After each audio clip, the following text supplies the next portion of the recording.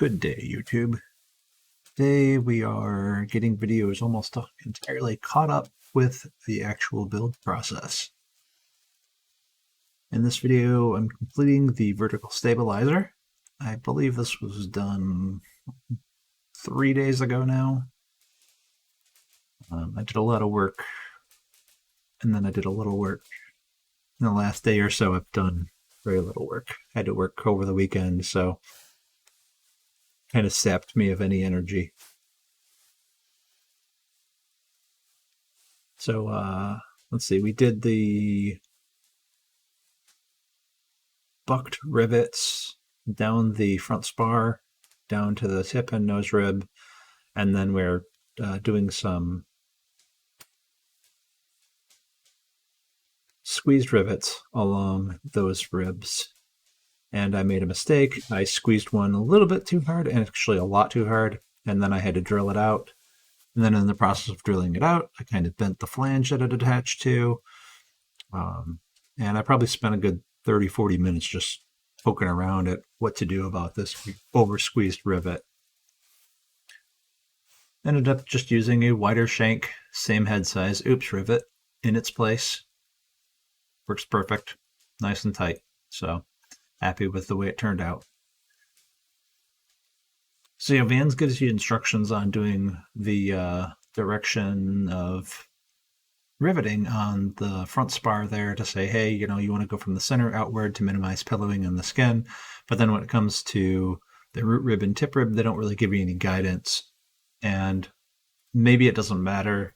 Maybe you're just sort of supposed to trust your instincts on this. And that's kind of what I did was, all right, well, we're going from the center outward from the vertical axis.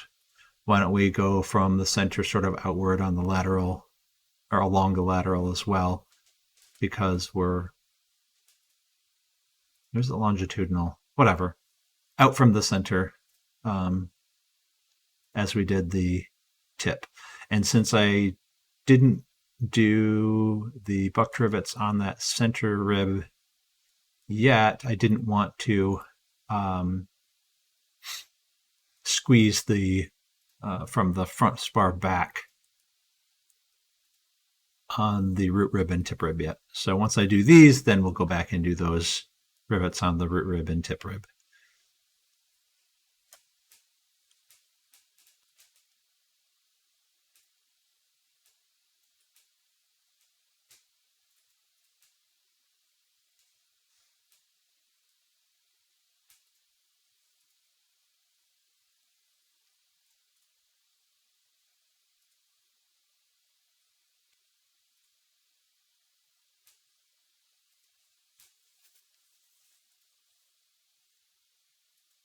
That's one I thought was funny. It didn't quite sound right, so I did it like 3 times. Like, okay, now it sounds right. Then we looked inside, and it was perfectly fine. Speaking of looking inside, here's a nice little tour of what the inside looks like.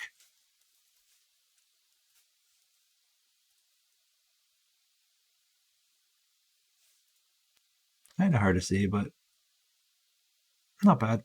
A little bit of scuffing where the bucking bar was resting against that front spar. I probably put blue tape on it in hopes to keep that to a minimum. I'll have someone else take a look at it and see if it's fine. It probably is. I'm also going to have someone else take a look at my work on this and the rudder just to make sure that I'm not overconfident in my abilities to do this correctly. I don't want to...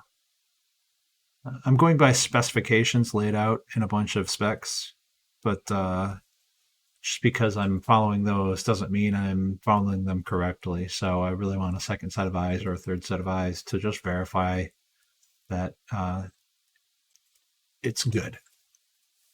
So here we're putting in the rear spar, squeezing most of those. There were a couple that were around the rudder attach brackets that I couldn't squeeze. No matter which yoke I tried, I have the no-hole yoke, I have the longeron yoke, and I have the standard 3-inch yoke, and all 3 of them didn't work. So I had to get the gun out and buck a couple of them with a tiny tungsten bar. Worked out just fine.